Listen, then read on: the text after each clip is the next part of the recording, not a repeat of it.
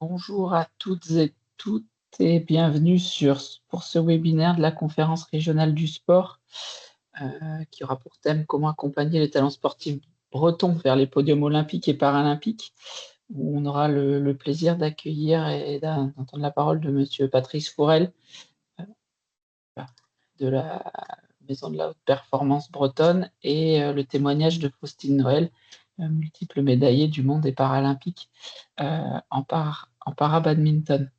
Hem, Juste peut-être, vos micros sont volontairement coupés, pour le webinaire, vos caméras sont tout à fait actives. N'hésitez pas à lever la main si vous souhaitez prendre la parole, il y aura des temps d'échange et de partage, donc hésitez pas à lever la main et je pourrai, activer vos micros au fur et à mesure. On avait 40, un peu plus de 40 inscrits, ça arrive petit à petit. Ce que je vous propose, c'est de donner la parole à Patrice Forel d'ici 1 à 2 minutes, histoire de pouvoir vers 17h05, de façon à pouvoir accueillir, l'ensemble des participants qui sont en train de se connecter.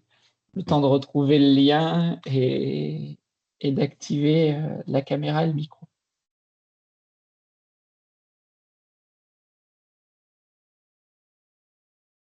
Et j'en profite pour compléter également que le lien de conversation est ouvert pour ceux et celles qui souhaiteraient poser des questions directement, dans le chat. On pourra y répondre au fur et à mesure des différentes interventions.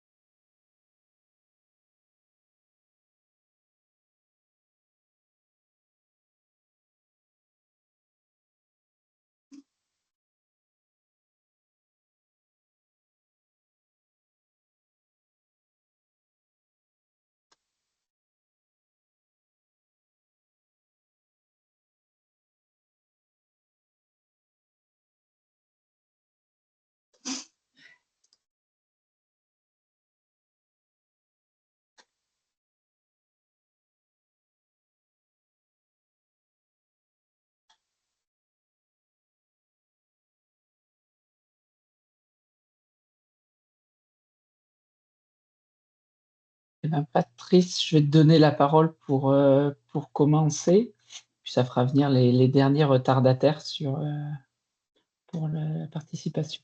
Oui, bien sûr, bien sûr. Ben, bonjour à toutes et à tous. Ravi de pouvoir intervenir sur ce webinaire, effectivement, sur comment accompagner les talents sportifs bretons vers les podiums olympiques et paralympiques. On va avoir l'occasion de vous présenter à la fois la stratégie Ambition Bleue de l'Agence nationale du sport, pour lesquelles, du coup, la stratégie est posée nationalement et la façon dont c'est décliné en région. Et puis, on aura aussi l'occasion, avec Faustine Noël, d'entendre un talent breton exprimer comment elle a pu être accompagnée et aidée vers ces différentes échéances olympiques et enfin, paralympiques pour le coup également. On va commencer par un petit quiz si vous le voulez bien. Alors je vais partager mon écran. Est-ce que vous le voyez bien? Alors, je fais pas le quiz pour malheureusement vous faire gagner quelque chose. J'ai rien à vous faire gagner, mais on va utiliser ce quiz juste pour se rappeler un petit peu quelques bons moments. Vous allez le voir. Hop. Et notamment, la première question que j'avais envie de poser, c'était combien de sportifs licenciés ou s'entraînant en Bretagne ont été sélectionnés aux Jeux Olympiques et Paralympiques de Paris? Là, je vais enchaîner les réponses, hein, je vous rassure, je ne veux pas vous embêter avec des réponses à attendre. Mais voilà, 10, 45 ou 90, eh bien, la réponse était 45. On a eu 45 sportifs bretons de sélectionnés sur les Jeux Olympiques et Paralympiques de Paris. c'est 30 sportifs sur les Jeux olympiques, ça représentait 5% de la délégation, hein, et 15 sur les Jeux paralympiques, soit 6%. Donc là, on était vraiment dans des taux qui sont comparables à ce que représente la Bretagne en termes démographiques. Et sur ces 45, 41 ont été accompagnés par Sport Bretagne, par la Maison régionale de la performance. On y reviendra. Donc, combien de médailles ont été gagnées par des sportifs licenciés ou s'entraîner en Bretagne aux Jeux Olympiques de Paris? Donc là, on est juste sur les Olympiques. Je vous rappelle qu'il y avait 30 sélectionnés. Et le nombre de médailles qu'on a obtenues sur ces Jeux était de 6. 6, avec ce nombre-là, de 6, en fait, on a doublé le nombre de médailles par rapport à Tokyo, où on était à 3 médailles. Et surtout, bah, la Bretagne, elle a participé à 10% des médailles françaises, donc 6 sur les 64 que la France a remporté sur ces Jeux Olympiques. Donc c'était un très bon résultat pour ces Jeux Olympiques. Et les seuls sportifs que l'on n'a pas accompagnés en tant que nous, Maison régionale de performance, ce sont les footballeurs en fait. Les footballeurs tout simplement parce que, alors d'abord, je pense qu'ils ont beaucoup moins besoin que d'autres d'accompagnement. Et surtout, ils ont été sélectionnés 15 jours avant les Jeux, donc pas de possibilité pour nous d'anticiper leur arrivée sur ces Jeux. Sur les Jeux paralympiques, maintenant, combien de médailles ont été gagnées par les sportifs licenciés ou s'entraîner en Bretagne sur les Jeux paralympiques? Il y avait 15 sélectionnés, je vous l'ai dit tout à l'heure. Eh bien, 3, 8 ou 16. Eh bien, étonnamment, la réponse, c'est 16 médailles. Ça a été assez incroyable et la moisson a été folle. On a multiplié par 5 le nombre de médailles entre Tokyo et Paris, puisqu'on était à 3 médailles à Tokyo. Dont Faustine, qui nous en parlera sans doute tout à l'heure, et ce qui a permis à la Bretagne de contribuer à 20% des médailles françaises. Donc 16 médailles sur les 75 que la France a pu obtenir comme médaille. Donc c'était assez exceptionnel. Enfin, et vous l'avez tous vécu, vu des drapeaux bretons un petit peu partout dans les délégations. Et c'est pas pour rien. C'est parce qu'on était très présents. Et donc là, on a eu la chance, nous, avec la Maison régionale de la performance, d'accompagner tous les médaillés paralympiques qui ont été accompagnés à un moment ou à un autre de leur parcours par nous. Les 5 disciplines à avoir obtenu des médailles aux Jeux Olympiques de Paris par des sportifs licenciés ou s'entraîner en Bretagne. Alors, c'est bien sûr des disciplines pour lesquelles il y a une culture sportive très forte en région. Je pense au canoë-kayak, je pense au cyclisme. Alors, ça l'est un peu moins pour le breaking, mais c'est quelque chose qui est peu connu, mais, parce que c'est une discipline nouvelle hein, qui est arrivée sur Paris. Mais il y a beaucoup de clubs également de breakdance, et on a eu un médaillé sur ces Jeux. En football, ça c'est moins étonnant quand on connaît la densité des clubs pro en Bretagne, et le handball également. En 2020, il y avait la voile, le handball féminin, le rugby féminin qui avaient ramené des médailles. Donc on a vraiment aussi beaucoup élargi sur ces Jeux le nombre de disciplines qui ont pu être médaillées. Sur les Jeux paralympiques, même chose, même question, quelles disciplines ont obtenu des médailles sur les Jeux paralympiques, avec des sportifs licenciés ou s'entraînant en Bretagne? Eh ben, on retrouve un petit peu des choses un peu similaires. Le cyclisme, on retrouve dans les deux. La natation, le judo, le tennis de table, l'athlétisme et le badminton. Donc, aux Jeux paralympiques de 2020, seul le badminton et le tennis de table avaient ramené des médailles. Donc là, on voit qu'on a élargi aussi sur les paras le spectre, le périmètre des disciplines médaillées sur ces Jeux. Voilà, le champion olympique breton. Je pense que vous l'avez tous en tête parce que vous êtes tous des spécialistes. Sur ces Jeux olympiques, c'était Nicolas Gestin qui a été médaillé en slalom C1. Et pour lui, voilà, c'est un pur produit breton. Nicolas Gestin, on l'a souvent dit, il l'a souvent exprimé. Quelqu'un qui était du club de Quimperlé, toujours fidèle à son club. Il a toujours été dans ce club-là, il l'est encore aujourd'hui. Et dès 2022, en fait, on a mis en place un contrat de professionnalisation avec son club, ce qui était un dispositif nouveau que l'Agence nationale du sport mettait en place et qui a permis à son club, du coup, de l'embaucher pour se préparer sur les Jeux. Ce qui lui a apporté une sérénité incroyable, vous l'imaginez, puisque voilà, il n'avait plus à se soucier de savoir combien d'argent il allait pouvoir gagner, comment il allait pouvoir organiser financièrement ses années de préparation. Il avait ce contrat qui lui a été proposé. Bon, depuis, il est rentré dans l'armée des champions, donc c'est plus facile encore. Mais voilà, son club a été son premier supporter finalement, et c'était très bien aussi de le raccrocher aussi au territoire et à ce territoire qu'il aime tant. En Jeux paralympiques, on a 2 champions paralympiques en 2024. Un qui a été, qu'on connaît aussi tous parce qu'il a été multimédaillé, on le voit là avec ses 4 médailles sur ces Jeux, Alexandre Léoté, 25 titres de champion du monde à 25 ans, 2 médailles d'or et 2 médailles de bronze pour ces Jeux de Paris. Il est aussi dans une discipline où on peut concourir dans plusieurs disciplines, enfin il est dans une, dans un sport où on peut concourir dans plusieurs disciplines, ce qui effectivement permet de démultiplier les possibilités. Mais voilà, ça reste un talent exceptionnel et qui est breton, breton de cœur, qui est revenu sur ses Sons-Sévigné, là, s'installer. Malheureusement, là, il y a quelques semaines, vous le savez peut-être pas si vous le suivez pas sur les réseaux sociaux, mais il s'est blessé. Il s'est fait une fracture du col du fémur en s'entraînant en VTT du côté de Quimperlé. Bon, voilà, il est entre bonnes mains. On est en train de suivre sa convalescence aussi, mais voilà, on va le revoir rapidement au plus haut niveau également. Donc, on avait mis aussi en place pour lui en 2024 des services d'optimisation à la performance. L'autre champion, c'est une championne, c'est Emeline Pierre, qui a été médaillée d'or sur 100 mètres nage libre et en bronze également sur 100 mètres d'eau. Donc, qui était arrivée à Brest. Elle, c'est pas une Bretonne de naissance, mais elle a trouvé à Brest un environnement extrêmement favorable, à la fois pour ses études, avec l'IFMK, où on a pu mettre en place des aménagements pour dédoubler ses années, avoir des aménagements sur ses épreuves et sur sa scolarité. Et donc ça, c'était quelque chose auquel elle était très attachée. Et donc elle avait besoin de ça et on a pu lui offrir ça sur Brest. Et puis surtout, elle a trouvé un groupe d'entraînement avec Steven Ders qui était parfaitement adapté, avec deux valides. Elle a un handicap qui est léger, hein, donc avec des valides qui lui aussi l'a mis dans une belle dynamique sur ses jeux. On le voit là, on l'a vu là. Donc voilà, aussi, on l'accompagnait aussi à plusieurs occasions également. Et puis sur les Jeux de Milan, Cortina, alors c'est un peu plus anecdotique, mais vous savez que on a eu, et je réponds déjà à la question des participants, on a eu en patinage de vitesse, on a eu 3 sportifs qui étaient sur les Jeux, Mathieu Belloir, Germain Deschamps et Giovanni Trebuta. C'est un peu particulier hein, le patinage sur glace, hein, puisqu'en fait ils viennent tous du roller. Et là, la Bretagne est une terre de formation au roller assez importante, avec un pôle espoir dans les Côtes d'Armor. Et puis, du coup, ils passent l'hiver sur la glace. Donc, c'est là où on les retrouve sur ces Jeux d'hiver. Et puis, on a Lucas Defayet, qui est un Breton aussi, qui n'est pas licencié en Bretagne, puisqu'il n'y a pas de skeleton, il n'y a pas de structure, d'infrastructure, vous l'imaginez. Et donc, il est licencié sur la Plagne. Et donc, il fait sa préparation estivale en Bretagne et il va rejoindre les montagnes pour faire sa préparation hivernale ensuite en skeleton, donc cette discipline qui consiste à descendre sur une petite planche comme ça à toute vitesse. Voilà, c'était sur les Jeux de Milan, Cortina, voilà.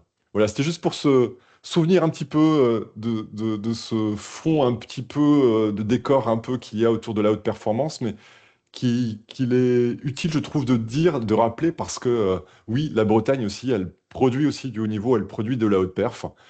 C'est quelque chose qui n'est pas forcément toujours très identifié. Et en tout cas, on a vu là sur 2024 une explosion des résultats de nos Bretons. Et donc voilà, c'est aussi parce qu'ils savent y trouver sans doute en Bretagne aussi un environnement qui est propice à la performance. On va en parler à travers aussi la stratégie de l'Agence nationale du sport, parce que il y a aujourd'hui, à travers l'Agence nationale du sport, un pôle haute performance qui a pour mission, par la ministre des Sports, de piloter toute la stratégie sur le haut niveau et sur la haute performance. Donc on va voir en quoi elle consiste et quelles sont finalement aussi les ambitions d'abord qui sont posées par la ministre en charge des sports, même je pourrais presque dire par le président de la République, hein, parce qu'il s'est aussi largement exprimé sur Paris 2024 pour demander à ce que la France puisse atteindre le top 5 sur les Olympiques et le top 8 en Paralympique. Tout ça, c'était vraiment très au-dessus du standard qu'on avait l'habitude d'avoir sur ces dernières années. Donc là, je vous ai mis en parallèle donc l'ambition bleue 2024, donc, qui était le top 5 olympique, top 8 paralympique, avec ce qui est aujourd'hui la stratégie. Et aujourd'hui, sur 2025-2032, l'idée, c'est d'inscrire durablement la France dans un top 5 chez les Olympiques et les Paralympiques. Et je trouve ça intéressant, je trouve ça important de le dire, euh, en jeux d'hiver et en jeux d'été à horizon 2032. Dans cette ambition-là, il y a plusieurs choses, vous le voyez. D'abord, on a la même ambition pour les Olympes, pour les Paras, et donc on a aussi envie de mettre les mêmes moyens sur les Olympiques et les Paralympiques. Ça n'a jamais été le cas. On a équilibré en 2024, mais on voit qu'il y a encore des gros écarts sur les moyens mobilisés. Donc ça veut dire ça, qu'à horizon 2032, on veut vraiment aligner les deux ambitions. Et puis on est sur une horizon 2032, c'est-à-dire qu'on ne s'inscrit pas dans du court terme. On n'est pas à se dire, on voit 28 et on verra après. Ben non, sur le haut niveau et la haute perf, et vous le savez tous, on ne peut pas être dans cette logique de court-termiste. Il faut qu'on s'inscrit dans un temps long parce que construire un champion, permettre à un potentiel de s'épanouir, ben, il faut de nombreuses années pour ça. Et puis, il y a une deuxième chose aussi, une ambition qui est intéressante, je trouve, à noter quand même. L'idée, c'est de favoriser la meilleure performance le jour J. L'idée, c'est pas la médaille, c'est de favoriser la meilleure performance le jour J. Et ça change, je trouve, beaucoup dans le mindset un peu qu'on peut avoir, nous, dans l'accompagnement aussi des sportifs. Il n'y a pas une obligation de résultat. C'est pas parce qu'on a des sportifs qu'on accompagne qu'ils doivent avoir une médaille. D'abord, on va simplement chercher à les mettre dans les meilleures conditions pour que le jour J, ils puissent donner le meilleur d'eux-mêmes. Voilà, c'est ça l'ambition de la France sur ces Jeux Olympiques d'ici 2032. Et voilà, c'est aussi quelque chose qui était important à partager ensemble. Alors, il y a la petite frise, hein, parce que 2032, c'est Brisbane, mais avant, on aura les Alpes françaises aussi en jeu d'hiver. On aura bien sûr Los Angeles, on en parle déjà beaucoup. On a eu Cortina. Voilà un petit peu l'horizon, en tout cas, et je voulais vous dire, au niveau national, c'est ça l'ambition qui est faite. Pour porter cette ambition, plusieurs orientations sont mises en œuvre. D'abord, il y a besoin d'un dialogue stratégique permanent entre l'Agence nationale du sport, le CNOSF, le CPSF, les fédérations, la direction des sports, l'INSEP et les établissements publics. Vous allez me dire, ça fait beaucoup d'acteurs. Oui, mais c'est le modèle français. C'est l'héritage d'une organisation qui est particulière en France, où ce sont effectivement les fédérations à qui on confie, à qui l'État confie l'organisation et la préparation des sportifs. De même, côté État, il y a l'Agence nationale du sport, on a la direction des sports aujourd'hui, et tout ça, il faut que ça dialogue. L'INSEP également, les établissements publics, le CNOSF et le CPSF aussi, qui sont des acteurs essentiels de la préparation des sportifs. Et donc, à un moment donné, c'est intéressant d'avoir beaucoup d'acteurs, mais il faut vraiment qu'il y ait une base commune, qu'il y ait une ambition qui soit partagée, un projet qui soit commun. Et c'est ce dialogue stratégique qui est mis en place de façon permanente. Et le document que je vous présente là, il a été partagé par l'ensemble de ces acteurs-là, et il est porté aujourd'hui par l'ensemble de ces acteurs-là.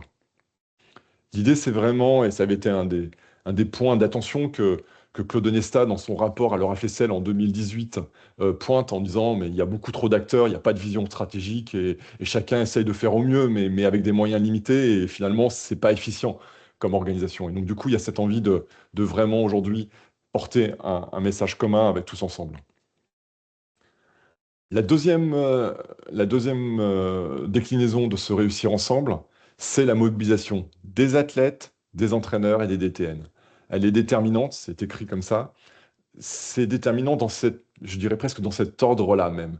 Euh, la mobilisation des athlètes, ça veut, enfin, ça paraît peut-être évident comme ça, de le dire comme ça, mais ça n'a pas toujours été si facile que ça et si évident que ça. On a des enjeux autour de ces top athlètes qui sont tellement forts que parfois l'athlète peut se trouver embarqué aussi dans des trajectoires de préparation qui ne maîtrise pas, sur lesquelles il n'a pas prise. Et en France, en tout cas, on a cette envie, cette ambition-là de mettre le sportif au cœur de son projet d'abord. C'est lui qui décide d'aller vers la haute performance. Les conditions dans lesquelles il va devoir se mettre, les efforts qui vont être réalisés, eh bien, c'est des choses sur lesquelles il doit être, lui, prêt à faire. Et c'est pour ça il faut qu'il décide lui-même d'y aller ou de ne pas y aller. En tout cas, la performance commence par ça, en lui demandant son avis et lui demander comment il veut y aller, quelles sont les conditions qui pour lui sont nécessaires pour qu'il puisse exprimer son plein potentiel. Ensuite, ce sont les entraîneurs. Et les entraîneurs ont été très très longtemps, je trouve, délaissés un peu du système. On a beaucoup porté d'attention aux sportifs quand on avait une attention et des moyens à porter aux sportifs. Mais les entraîneurs ont souvent été délaissés. C'est-à-dire que et aujourd'hui, Claude Nesta, c'est des choses aussi qu'il avait pu dénoncer, ou en tout cas mettre en avant. Et du coup, il a essayé vraiment de corriger ça au mieux avec, en professionnalisant aujourd'hui les statuts des entraîneurs, euh, quels que soient les champs, en permettant aux entraîneurs d'accéder au même service que ce qui est proposé aux sportifs. C'est-à-dire que faire de la préparation mentale, c'est bien pour un sportif, mais c'est aussi bien pour un entraîneur. Parce que l'entraîneur, il fait partie du cercle très proche des gens qui, sur les jours de la performance, les jours de compétition, vont être là. Les mots qu'il va utiliser, l'attitude qu'il va avoir, de façon verbale ou même non verbale, vont avoir une incidence sur le sportif. Donc il faut aussi qu'il se prépare à ça et il faut lui donner des outils pour se préparer à ça. Donc voilà, c'est juste pour vous donner un exemple. Et donc aujourd'hui, même les primes que les sportifs reçoivent pour des médailles, eh bien aujourd'hui, les entraîneurs reçoivent la même. On remet à égalité aussi les entraîneurs qui étaient vraiment tout le temps un peu dans l'ombre et qui étaient peu reconnus pour ça. Donc aujourd'hui, il y a un vrai travail d'accompagnement avec un plan coach qui est mis en place par l'Agence nationale du sport. Les DTN, évidemment aussi, sont déterminants. Je vous l'ai dit, le modèle français, ce sont les fédérations qui préparent les sportifs à ces compétitions-là. Et donc, il faut qu'ils soient convaincus et il faut qu'ils soient au cœur de la machine. C'est eux qui décident. Et nous, en tant que maison régionale de la performance, je vais revenir tout à l'heure sur qui on est et comment on peut intervenir, on ne va intervenir auprès des sportifs que si le DTN est d'accord pour qu'on puisse mettre en place un service auprès d'un sportif, que ce soit un service en diététique, en préparation physique, en préparation mentale, un aménagement d'études, un aménagement de contrat de travail. Tout ça ne se fait qu'avec l'accord des DTN et jamais sans eux. Ils sont au cœur de cette fabrique à champions. Donc il faut qu'ils soient associés à ça. Voilà, j'étais un petit peu long là-dessus, mais vous voyez que derrière ces mots, en fait, il y a aussi des choses importantes, des concepts et des principes d'intervention qui sont importants. Voilà, et puis je ne vais pas passer du temps, mais pour vous dire aussi qu'il y a aussi un conseil d'athlètes experts, c'est-à-dire qu'il y a aussi l'Agence nationale du sport veut pouvoir profiter aussi de l'expérience d'anciens champions pour venir éclairer un petit peu ce qui est fait aussi par l'Agence nationale du sport aujourd'hui pour dire ouais, ça c'est bien, ça c'est pas du tout intéressant et ça c'est quelque chose qui sont pas utiles. Voilà, ils sont aussi là pour apporter ce regard et cette expérience, qu'on profite aussi un petit peu de ça. Ça, c'était réussir ensemble, orientation 1. Orientation 2, installer une culture de la performance. Et il y a un principe, il y en a d'autres, mais je fais un peu court sur cette présentation-là, mais il y a un principe qui a beaucoup, je trouve, échangé par rapport aux années précédentes.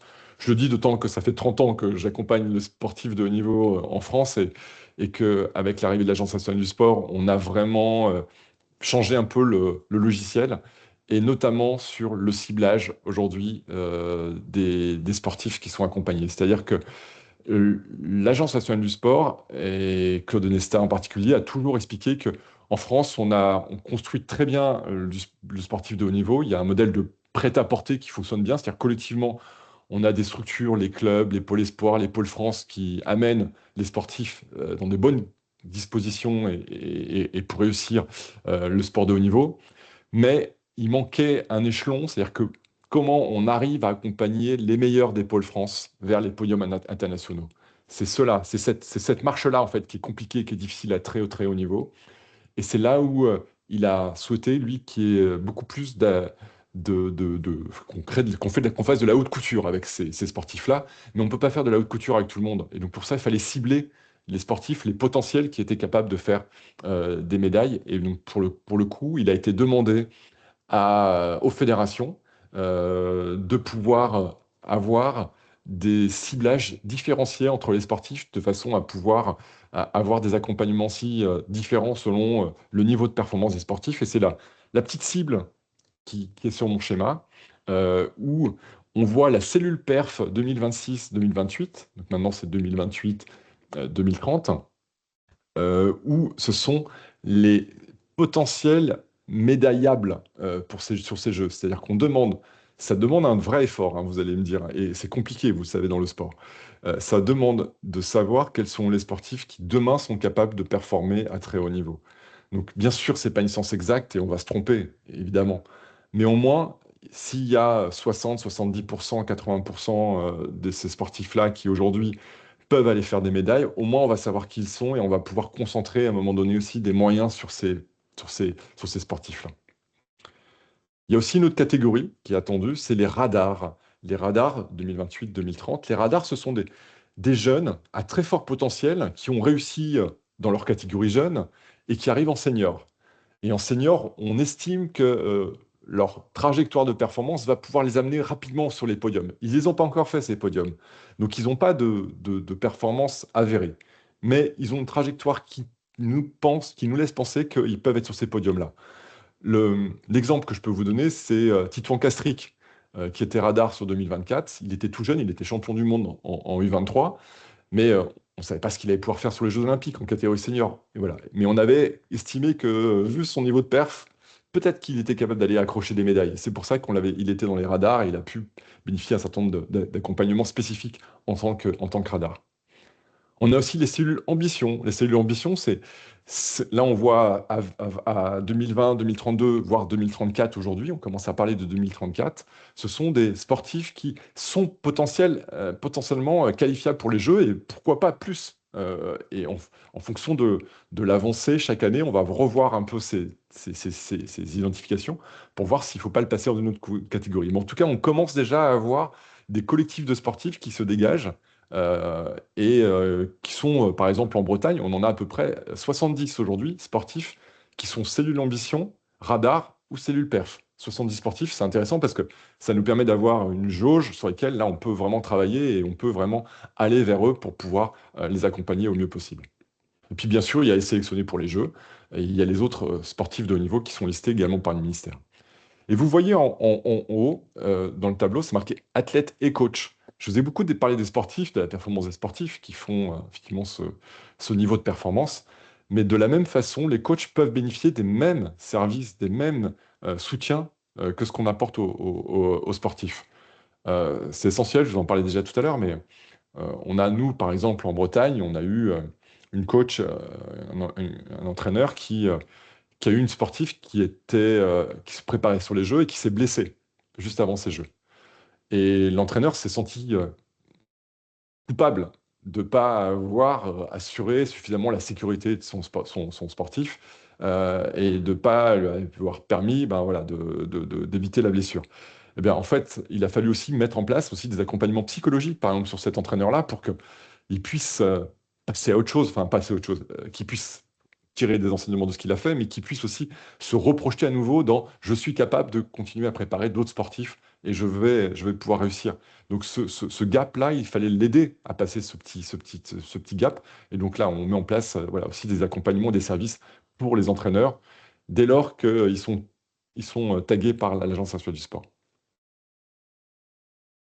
Je passe un peu vite, je suis désolé, mais on va prendre le temps tout à l'heure de répondre à vos questions derrière. Soutenir les générations futures, j'accélère un petit peu aussi parce qu'il ne me reste pas beaucoup de temps et je voudrais vraiment qu'on ait du temps pour discuter derrière. C'est cette organisation 3 qui vise à dire qu'aujourd'hui, le très haut niveau, la haute performance, vous voyez, la haute couture, eh bien, on peut avoir des potentiellement médaillables sur les Jeux, mais derrière, il faut faire du haut niveau également, il faut faire du prêt-à-porter, il faut qu'on continue à le faire parce qu'on sait bien le faire. Mais aussi, il faut qu'on permette aux jeunes d'accéder au haut niveau. Et donc, c'est la fabrique avec les meilleurs athlètes régionaux. Mais ça commence dans les clubs, vous le voyez. Et la pratique dans les clubs, elle est essentielle aujourd'hui parce que c'est là où tout commence. Il n'y a pas de sportif s'il n'y a pas de club. Et donc, cette conscience-là, il faut l'avoir pour pouvoir essayer de construire quelque chose qui va continuer à alimenter aussi le haut niveau et la haute performance. Et puis préparer les victoires de demain, ça ne se fait pas n'importe comment. Aujourd'hui, on veut avoir des victoires plus responsables. Alors, c'est un gros mot, mais ce que ça signifie derrière, c'est que on veut aussi préparer les corps de nos sportifs pour qu'ils soient prêts à l'effort, mais on veut aussi un esprit solide et serein. C'est ce qui fera la haute performance. Et c'est pas autre chose. Parce qu'on veut gagner, mais pas à n'importe quel prix, parce que la santé physique, elle n'est pas négociable, la santé psychologique non plus, et qu'aujourd'hui aussi, on a envie de s'assurer que la prévention des violences sexistes et sexuelles aussi, elle soit aussi, et de toutes les discriminations, elle soit aussi intégrée aussi, et qu'on fasse pas n'importe quoi, n'importe comment, et que ces principes-là soient aussi nous permettent d'être alignés avec les valeurs aussi que l'on veut avoir auprès de nos sportifs. Donc c'est essentiel et c'est important aussi de se le dire. On veut des médailles, on espère à cet horizon 32 pouvoir maintenir la France sur un top 5 et voilà, mais on ne veut pas ça à n'importe quel prix. Et puis, bon, on ne peut pas parler aujourd'hui de performance sans parler vraiment de culture de l'innovation et de la recherche et de la data. C'est au cœur aujourd'hui. On ne peut pas ignorer cette nécessité aujourd'hui d'innover perpétuellement, de continuer à faire de la recherche, de pouvoir utiliser au mieux la data. C'est fait partie aujourd'hui des conditions d'accès à la haute performance. Les autres nations ne nous attendent pas là-dessus. Ils sont bien plus avancés que nous pour la plupart. Et de la même façon, sur l'intelligence artificielle, ça fera partie aussi aujourd'hui de l'environnement d'un sportif de très haut niveau. Et il faut qu'on ait aussi à la fois des outils souverains et efficaces pour pouvoir accompagner ces sportifs et les entraîneurs. Et la Maison régionale de la performance, dans tout ça, en fait, on est ce réseau de proximité qui a été souhaité par l'Agence nationale du sport et par Claude Onesta en particulier, qui, dans son schéma, ne souhaitait plus vivre des regroupements de sportifs tels qu'on a pu penser à un moment donné le mettre en place, hein. Notamment l'INSEP avait un peu cette vocation-là à faire venir tous les sportifs pour pouvoir, dans un environnement hyper favorable à la performance, pouvoir briller. Ce modèle-là, on a vu qu'il n'existait pas, enfin qu'il ne fonctionnait pas bien.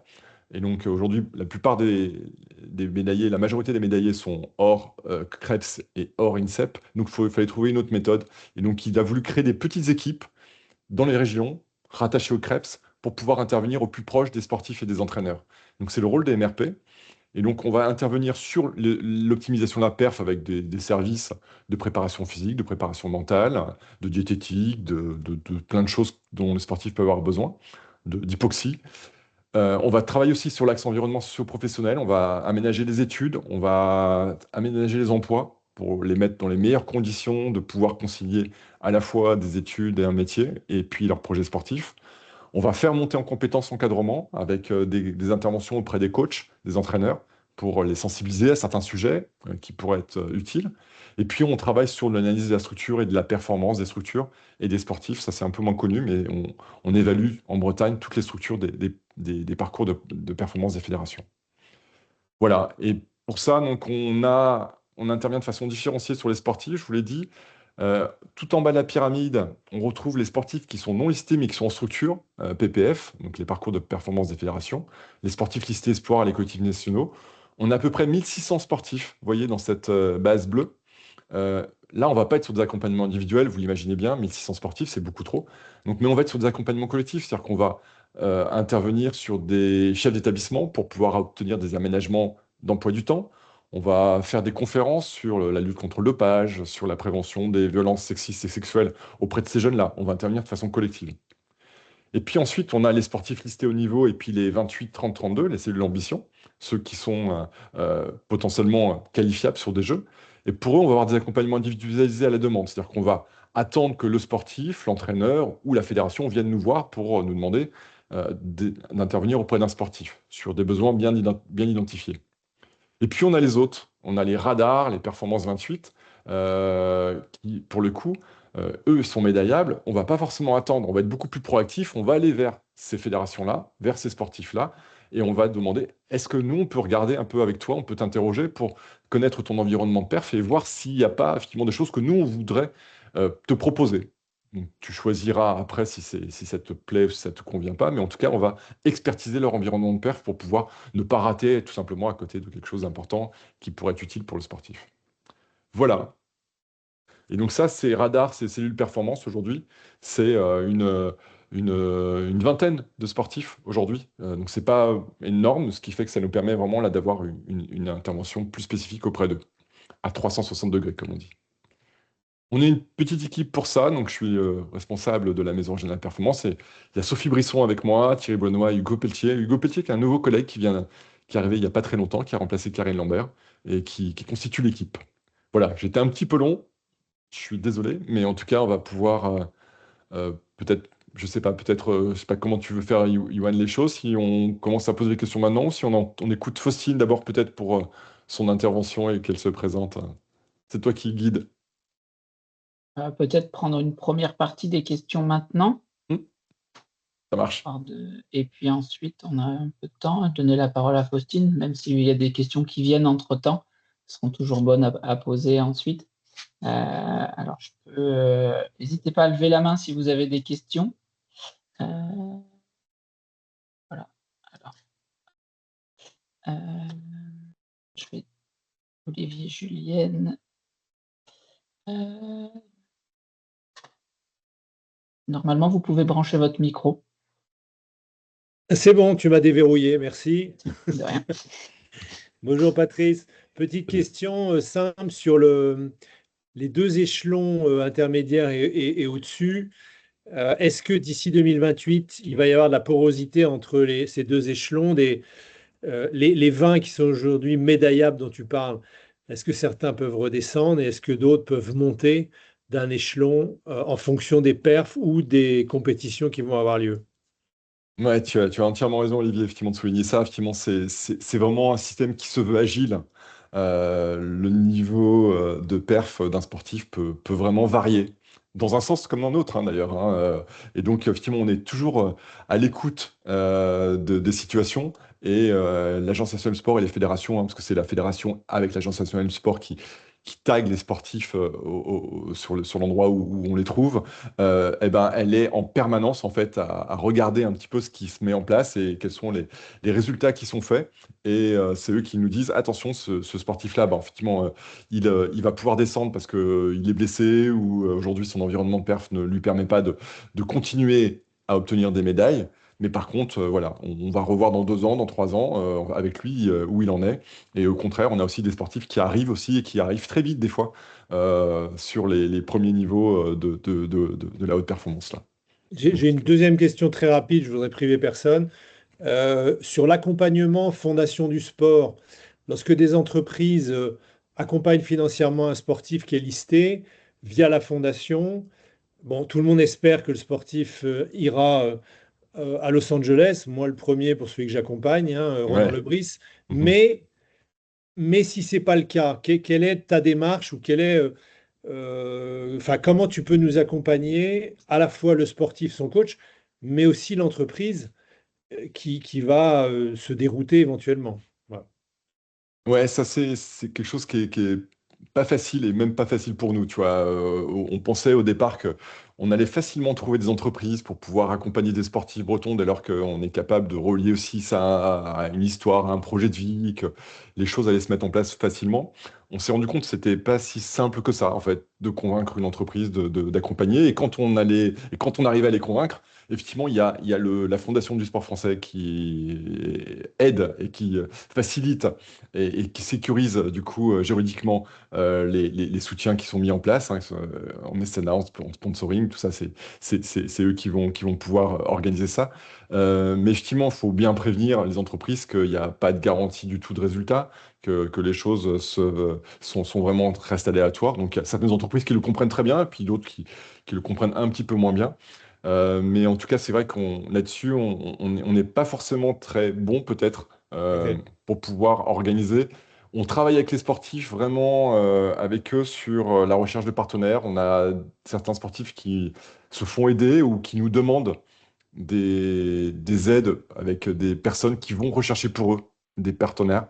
Parce que ça, c'est quelque chose aussi qui est difficile pour un sportif, hein. Honnêtement, on lui demande de savoir faire plein de choses, mais souvent, la gestion de ses réseaux sociaux, ça peut être quelque chose de très parasitant. Ça peut être une charge mentale très lourde. Quand on a des partenaires ou quand on recherche des partenaires, il faut être présent aujourd'hui sur les réseaux sociaux. Et il y a un vrai savoir-faire aussi pour faire ça.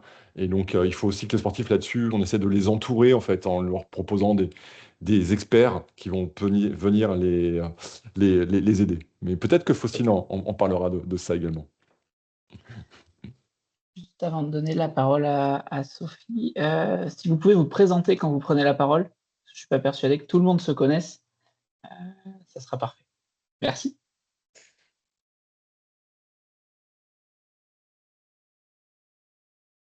Et Sophie, je te laisse mettre ton micro. Oui, oui, Sophie Javaliac-Bodin, donc je suis maître de conférence à Rennes 2, mais surtout ancienne athlète de haut niveau. Et je m'interroge moi sur justement le financement, hein, pour rebondir sur ce que vient Mm. de dire Mm. Olivier et puis vos interventions là. On sait combien ça coûte cher, amener les gens à la très haute performance, et on voit une diminution notamment des dotations au pôle espoir, hein, je pense à Sport Bretagne notamment, hein.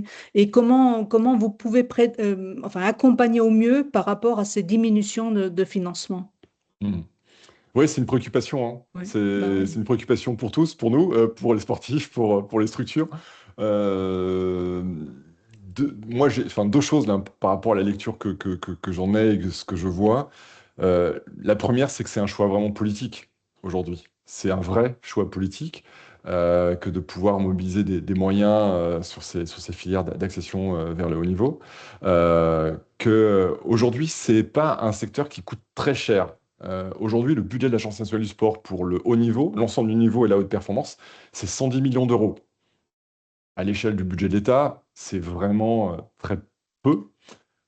Et pour autant, enfin, je trouve qu'il y a un intérêt euh, à la fois politique pour le coup, ils savent, je pense qu'ils s'en rendent compte, à pouvoir aussi dynamiser en fait l'ensemble de la filière, du club jusqu'au champion, tout le monde en profite et c'est vraiment un engouement qu'on trouve et qui est peu coûteux. Voilà, c'est un peu ça que je perçois et que j'espère que ces choix politiques du coup, au regard des moyens qui sont assez limités pour faire fonctionner tout ce système-là, eh bien, j'espère qu'on aura ces choix-là politiques. Mais aujourd'hui, effectivement, on a quelques signaux un peu parfois inquiétants où on voit bien que Bercy, aujourd'hui, guide beaucoup de choix qui ne sont pas du coup des choix politiques, qui sont des choix financiers, et que j'espère qu'un jour, on retrouvera aussi une volonté politique qui soit marquée et qui nous permette d'avoir l'ambition qui est affichée dans le document que je vous ai donné. Mais effectivement, c'est une préoccupation.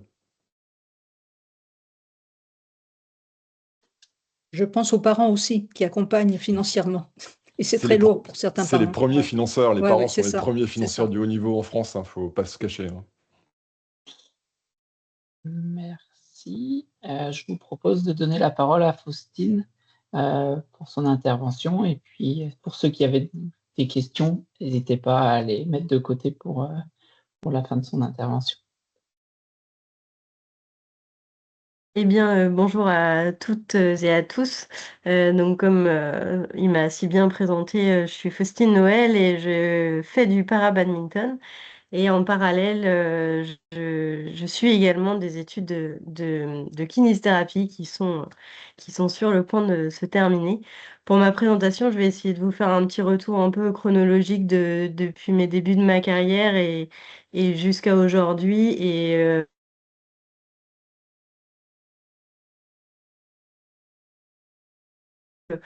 la Maison régionale de la performance a pu m'accompagner.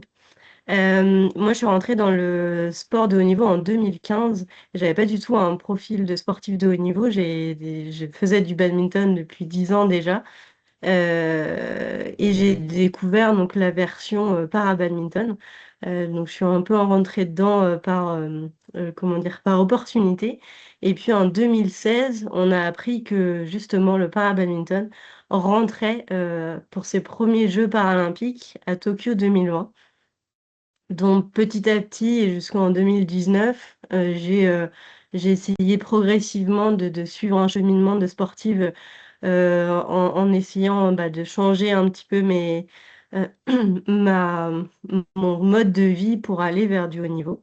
Et puis en 2019, j'ai décidé d'arrêter mes études. J'étais en études à l'époque en Master 1 de modélisation écologique, donc plutôt dans la recherche et l'écologie. Et puis je voyais bien que ça me convenait pas forcément, que j'étais pas passionnée, même si c'était très intéressant. Et ma fédération m'a permis de découvrir donc la direction régionale de la jeunesse et des sports et de la cohésion sociale. Euh, donc ça, c'est peut-être l'ancien nom des maisons régionales de la perf. Et donc, j'ai rencontré Sophie Brisson qui m'a proposé un accompagnement pour justement essayer ensemble de me trouver un nouveau projet professionnel. Je savais qu'une carrière de sportif, c'est pas forcément tout rose. Et je voulais vraiment avoir quand même un projet professionnel à côté de cette carrière sportive, tout en gardant l'objectif de ces Jeux de Tokyo 2020. Donc ce travail avec elle, il m'a permis de comprendre un peu comment je fonctionnais, de comprendre vers quoi j'avais besoin, quelles étaient mes envies, pour essayer de trouver vraiment une profession qui me passionnait autant que le badminton. Et du coup, pour la petite anecdote, au bout d'une dizaine de séances, j'avais toujours pas compris ce que je voulais faire plus tard, même si c'était super intéressant.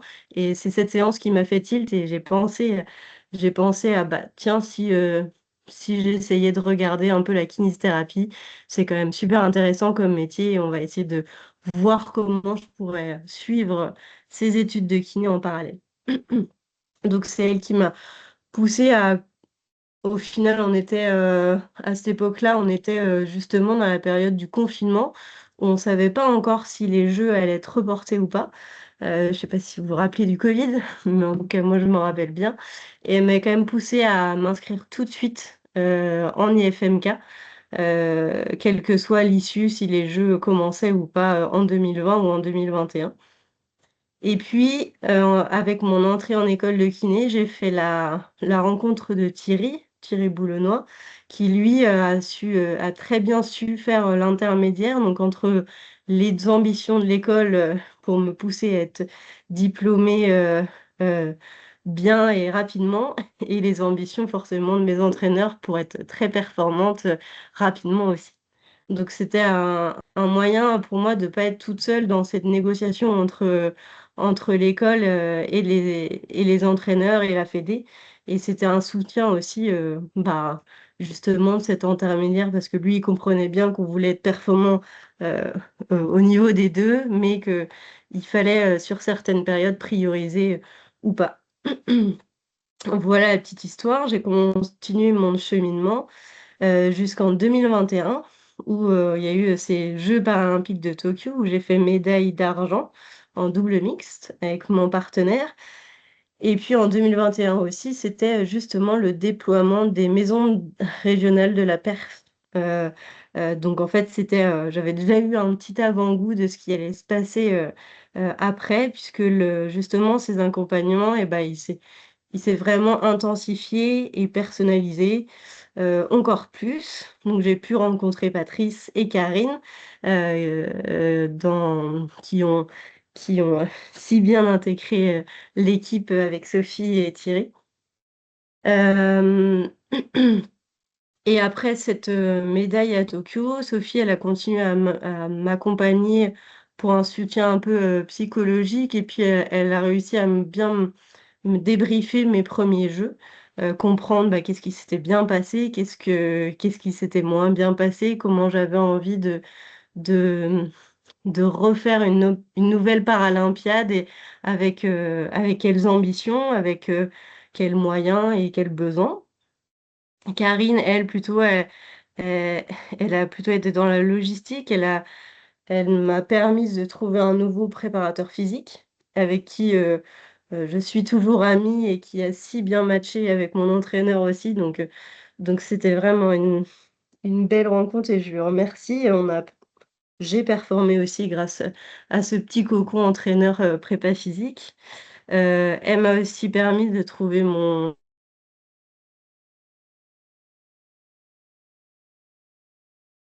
psychologue. Elle m'a aussi accompagnée quand j'avais des pépins médicaux à trouver des médecins un peu plus spécialisés dans le sport, parce que j'avais pas forcément de suivi médical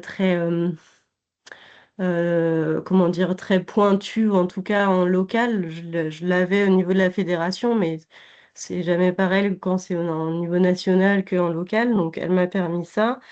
Et puis aussi permis de trouver euh, quelqu'un pour m'aider dans ma gestion des réseaux, de la communication. C'était pas un point que j'appréciais beaucoup dans ma performance. Toute cette gestion-là, c'est pas forcément évident de se mettre en avant, c'est pas forcément quelque chose qu'on aime, et pourtant c'est quelque chose que les entreprises raffolent et qu'il faut quand même faire. Et à tout. Et heureusement, mais du coup, j'avais besoin d'être accompagnée pour ça. Elle n'a pas hésité aussi à, à me dire oui quand j'ai voulu changer de personne justement qui gérait ma com pour être vraiment au mieux avec cette personne-là qui est quand même bah, un petit peu dans l'intime parce que on touche quand même à l'intime sur ces sujets-là. Et puis Thierry, il a toujours été là encore pour faire le relais entre l'école de kiné et puis ma performance.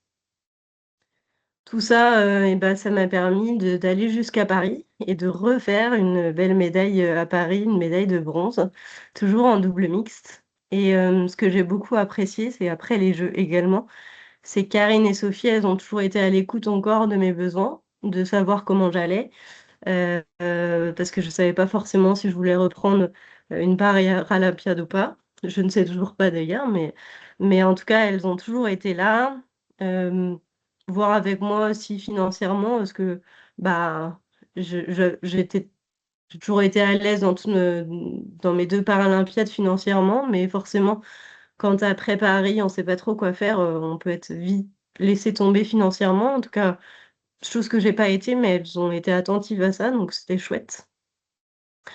Voilà, et là, dans 2 semaines, je repars en compète, justement, pour voir si l'envie de repartir sur une Paralympiade me prend ou pas, ou en tout cas refaire un dernier tournoi vraiment pour le plaisir à l'international et en plus en France. Donc ce n'est pas, c'est pas quelque chose que je voulais louper. Pour conclure, ma relation avec la maison de la MRP, je pense que ce que j'ai vraiment apprécié, c'était que c'était un accompagnement vraiment personnalisé avec vraiment mes besoins. Euh, et puis, c'est des personnes à l'écoute qui ont compris que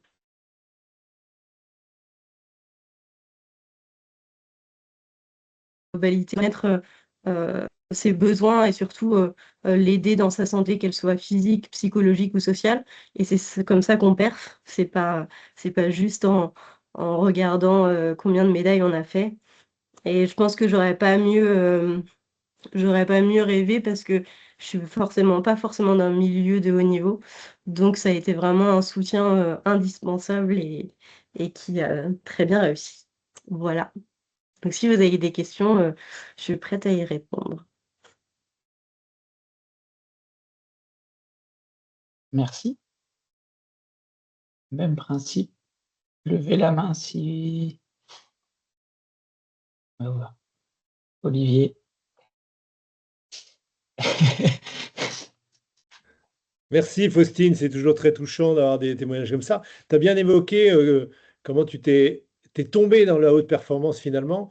Là, même si tu pars en compétition et tu vas peut-être retenter des choses, comment t'imagines la suite? C'est-à-dire en sortir des radars, sortir de la haute performance et devenir Ah, ça coupe, donc professionnel. j'entends pas la question. Ma question portait sur la fin. Alors, ça a coupé de mon côté.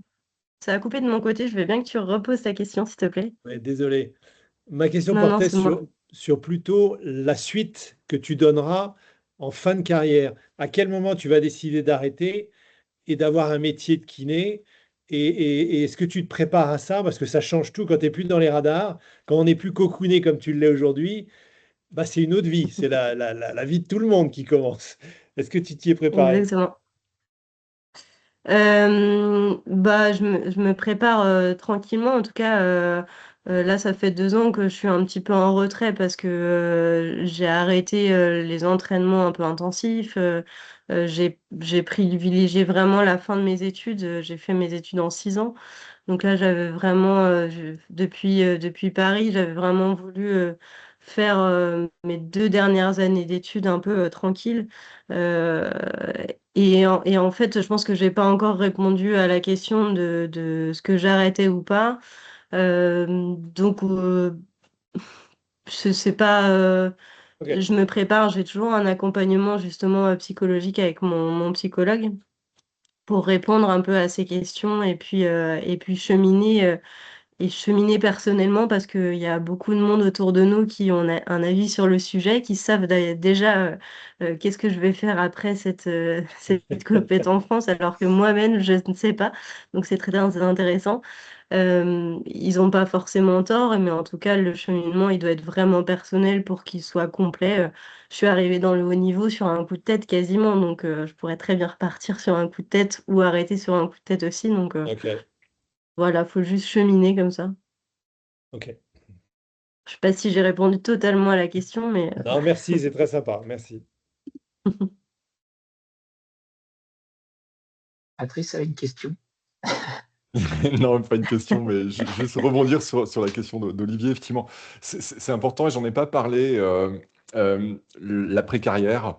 L'après-carrière, elle se prépare soit pendant la carrière sportive pour certains, parce que certains ont envie de se donner cette bouée de sortie, et parce que la sortie peut se faire à n'importe quel moment aussi, hein, dans le sport, on le sait, hein, soit sur blessure ou à un moment donné une forme de lassitude qui peut s'installer.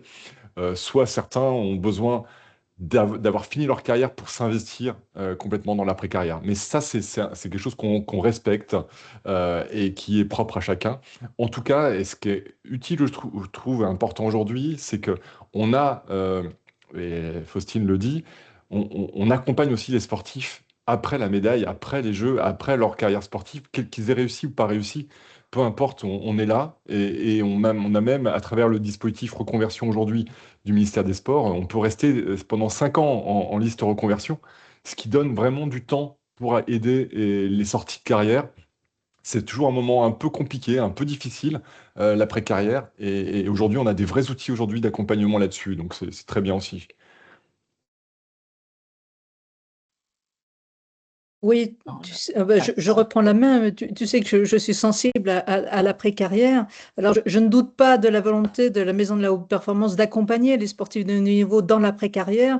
Moi, je m'interroge plutôt sur les fédérations sportives qui, une fois la carrière finie, finalement, se détachent largement des sportifs de haut niveau. Et moi, je préconise toujours de préparer sa reconversion pendant la carrière.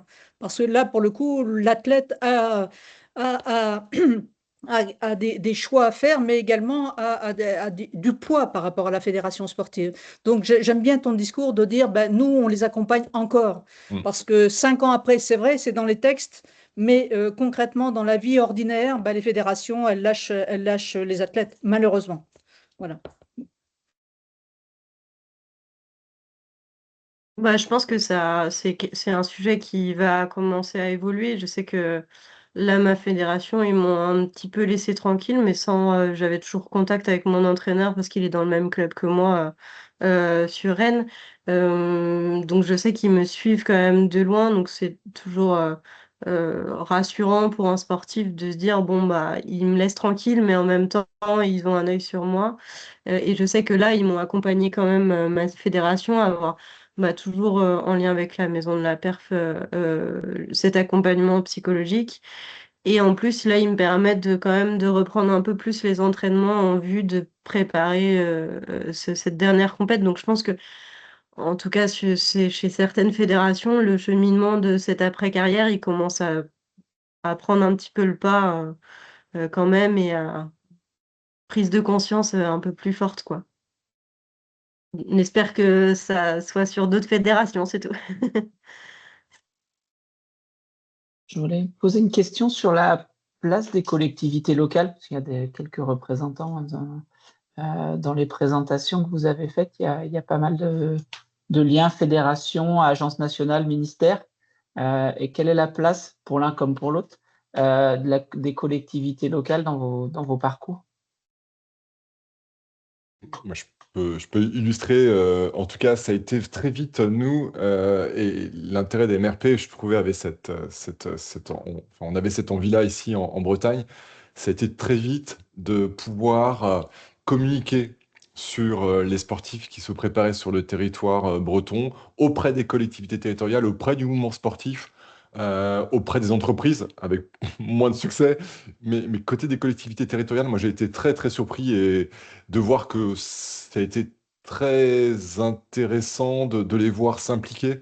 Et toutes les collectivités bretonnes, honnêtement, ont vraiment joué le jeu. On a été dans les départements, c'est vrai, faire des réunions aussi pour présenter un peu les sportifs. Mais il y a eu une vraie mobilisation et j'ai trouvé ça intéressant. Le conseil régional, les conseils départementaux, les villes, les comités de communes ont très vite apporté de l'intérêt à ce qui a été mis en place et aux sportifs qui étaient présents sur ces territoires-là. Et aujourd'hui, malgré les difficultés de certains conseils départementaux, par exemple, des dispositifs d'aide aux sportifs de haut niveau sont restés.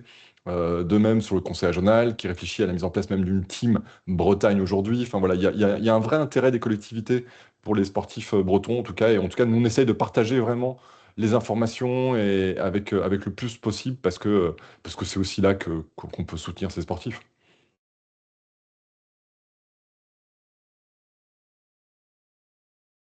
Monsieur Ness, je vous laisse la parole pour votre question.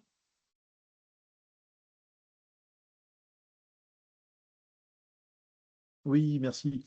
Bonsoir. Donc, Éric Omnet, je représente le comité départemental olympique et sportif du Morbihan. Donc, je suis en charge de la partie sport et haut niveau. Et comme je l'avais développé quand j'étais précédemment à Reims, dans la Marne, on souhaite nous mettre en place des actions justement pendant la carrière des sportifs de haut niveau pour leur permettre d'avoir un lien en fait avec le monde professionnel.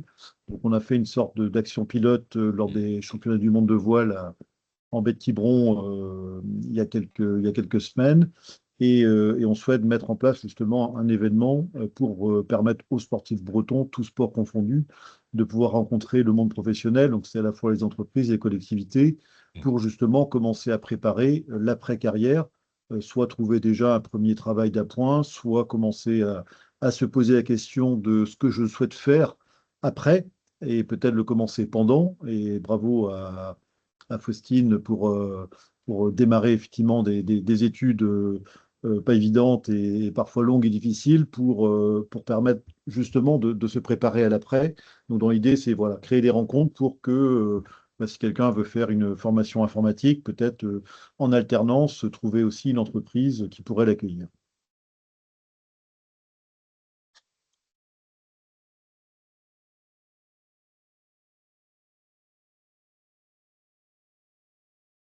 Pas si ça méritait, mais en tout cas, bravo pour l'initiative sur le territoire. Et puis, Ouais.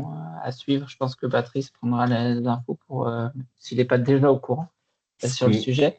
Ouais, merci beaucoup. Je ne connaissais pas l'initiative. En tout cas, je suis preneur effectivement d'informations pour pouvoir effectivement valoriser ça.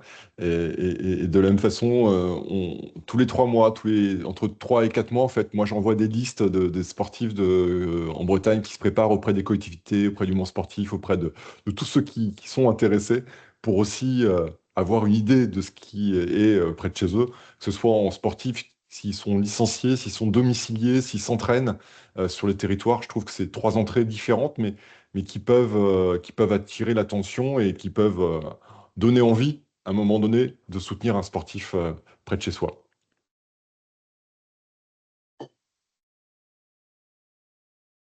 Il n'y a pas d'autres questions. Je vous propose d'en rester là. On est pile poil dans le timing. Merci Faustine, merci Patrice de vos interventions.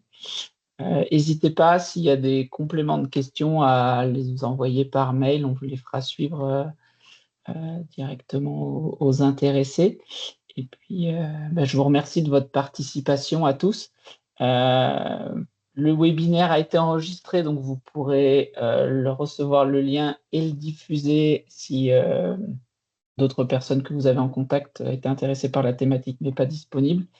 Et puis, j'ai déjà reçu la présentation de Patrice, donc s'il m'autorise, je la diffuserai également avec le webinaire. Pas de souci. Merci beaucoup. Belle fin de journée. Merci beaucoup à tous. Très bientôt. À toutes. Merci de même. Merci, au revoir. Bonsoir.